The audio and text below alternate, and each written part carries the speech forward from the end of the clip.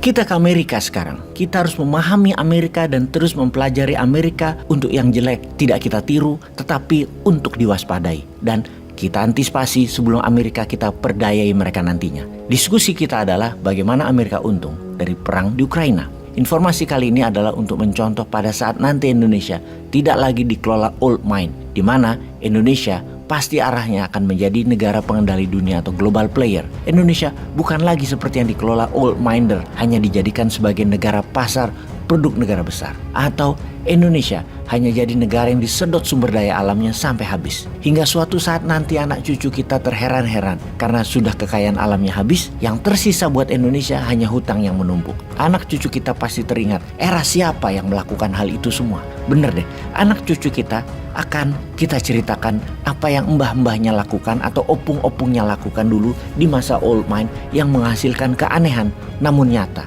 Anehnya bagaimana? Gak tahu gimana kelolaan negaranya waktu itu. Harusnya kalau kekayaan Indonesia habis karena dijual, ya Indonesia dapat dolar lah setidaknya atau uang. Lah ternyata waktu dulu sama opung-opung kita kekayaan alam habis, hutang nambah banyak. Tapi di media-media kita dibilang negara Indonesia waktu itu negaranya maju dan berkembang. Lalu kemudian hari anak cucu kita pada nanya, apa yang berkembang coy? Ini kita masih tanggung hutang dan kita miskin, kekayaan alamnya habis. Kalau nggak habis kekayaan alamnya rusak, nggak bisa ditambang lagi. Karena nambangnya waktu itu brutal yang dilakukan oleh opung-opung dulu. Oke, kita kembali ke topik utama. Fokus kita ke Amerika sekarang. DPR Amerika baru saja menyetujui anggaran perang terbesar dalam sejarah Amerika dan sejarah dunia, yaitu jumlah anggaran budget militer Amerika di tahun 2023 adalah sebesar 858 billion dolar atau 5 kali dari APBN Indonesia dalam setahun. Angka tersebut bahkan 45 billion dolar lebih banyak dari angka yang diusulkan oleh Joe Biden. Dalam angka itu ada angka bantuan terhadap Ukraina hampir 1 billion dolar dan anggaran persenjataan sehubungan dengan perang Ukraina yang berupa kontrak yang jatuh ke Defense Military Complex. Angkanya mengejutkan, luar biasa besarnya. Kita fokuskan ke bantuan militer ke Ukraina. Pastinya tidak ada satu lembar dolar pun yang akan Ukraina dapat, tetapi senjata dan statusnya adalah hutang. Lalu anggaran militer berupa kontrak yang diberikan kepada perusahaan kontraktor pertahanan Amerika.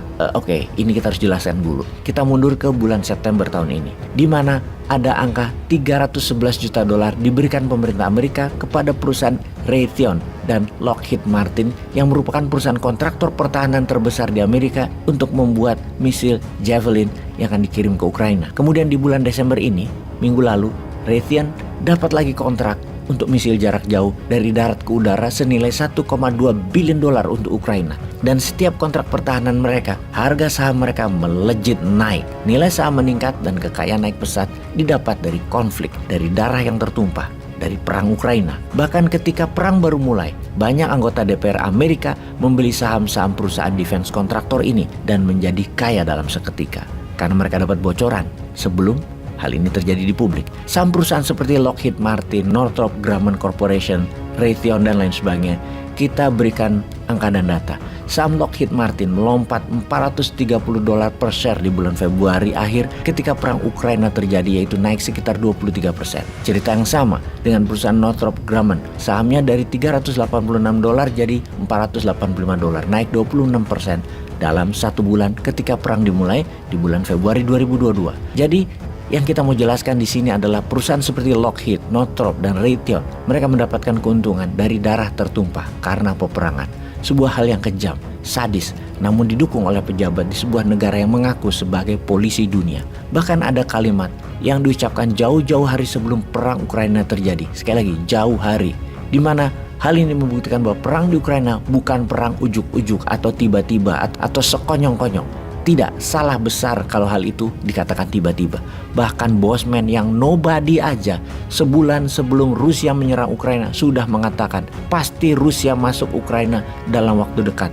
Karena salah satunya mendapatkan informasi ini. Informasi dari CEO-nya Raytheon, Gray Hayes, yang mengatakan secara resmi dalam sebuah wawancara di awal tahun 2022, dan ini kita quote, "Kami melihat bahwa ada peluang sangat besar dalam perdagangan internasional dengan adanya ketegangan di Eropa Timur dan Laut Cina Selatan yang mengharuskan Amerika bersiap-siap menganggarkan dana untuk persenjataan, dan kita, Raytheon tentunya, berharap akan mendapatkan keuntungan dari sana. Ini pernyataan sebelum perang serbuan Rusia ke Ukraina, alias Amerika sudah tahu dan senjata sudah disiapkan untuk untung dagang. Defense kontraktor Amerika itu mendapatkan keuntungan dari konflik, dari perang, dari kerusakan, dari tumpah darah. Perang menguntungkan pemegang saham, investor, dan perusahaan alat perang memberikan 20% kontribusi untuk APBN Amerika. Perang adalah create demand negara Amerika. Dagang dan perang itu jadi APBN muter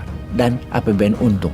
Bukan hanya memajaki rakyat ala negara cupu. Secara kejahatan kemanusiaan adalah perusahaan kontraktor yang dagang itu ternyata untung terus. Bahkan sampai Desember saham mereka masih terus naik. Raytheon sahamnya naik 8%. General Dynamics sahamnya naik 12%, Lockheed naik 18%, Northrop naik 22%. Sekedar informasi, dalam 3 tahun terakhir, total anggaran militer Amerika ada 200 billion dolar untuk persenjataan nuklir. Dan ini sebuah angka yang bisa membuat dunia kiamat. Dari data ini, kita juga dapat simpulkan bahwa dunia persenjataan industrial military kompleknya Amerika itu kebal dari pejabat pusat pemerintahan, alias siapapun presidennya. Anggaran pertahanan adalah hal yang tidak bisa diganggu-gugat. Ini semua autopilot, mau itu Trump atau sekarang Biden, baik itu presidennya dari Partai Republik atau Partai Demokrat. Nggak pengaruh, lanjut terus meningkatkan jumlah anggaran dan belanja militernya demi menjadikan Amerika polisi dunia dan pemegang kendali New World Order. Semua harus takut dan tunduk atas skenario Amerika. Sahabat, jadi apa kesimpulan yang kalian dapat dari informasi kali ini? Apa yang Indonesia harus lakukan kelak?